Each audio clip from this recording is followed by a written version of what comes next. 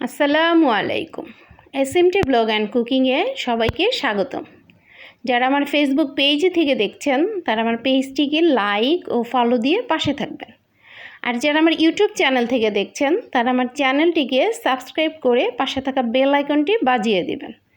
তাতে করে আমি ভিডিও দেওয়ার সাথে সাথে নোটিফিকেশন আকারে চলে যাবে। আর যারা অলরেডি সাবস্ক্রাইব করেছেন তাদেরকে জানাই অসংখ্য ধন্যবাদ। সামনেই আমাদের ঈদুল আজহা, আর ঈদুল আজহা মানেই অনেক মাংস খাওয়া হবে। আর কাবাব যদি না হয় তাহলে কি হয়?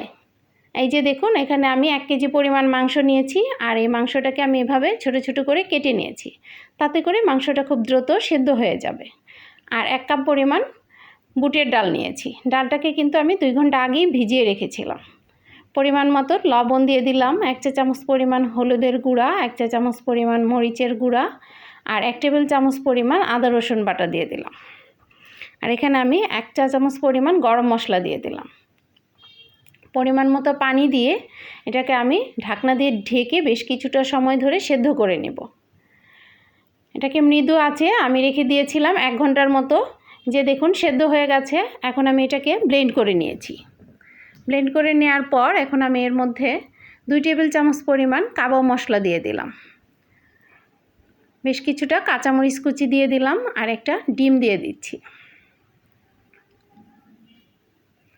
1 কাপ পরিমাণ পেঁয়াজ বেরেস্তা দিয়ে দিলাম। আপনারা চাইলে কাঁচা পেঁয়াজও দিতে পারেন, কিন্তু পেঁয়াজ বেরেস্তাটাতে বেশি ভালো লাগে। আর বেশ কিছুটা পুদিনা পাতা দিয়ে দিলাম। এখন আমি হাত দিয়ে ভালোভাবে মেখে নিব।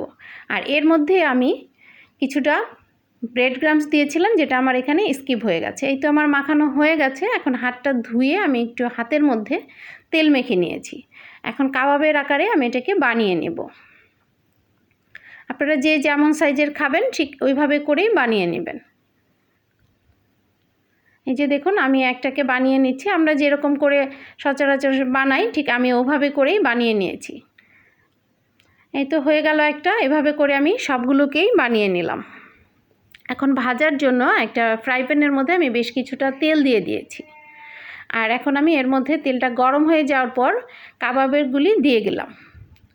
কাবাব দিয়ে দেওয়ার পর দেখবেন বেশ ফেনা উঠে যায়।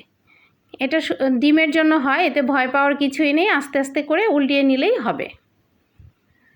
এই তো আমার কাবাবগুলি হয়ে গেল। আমি কাবাবগুলিকে তেল থেকে উঠিয়ে নিচ্ছি।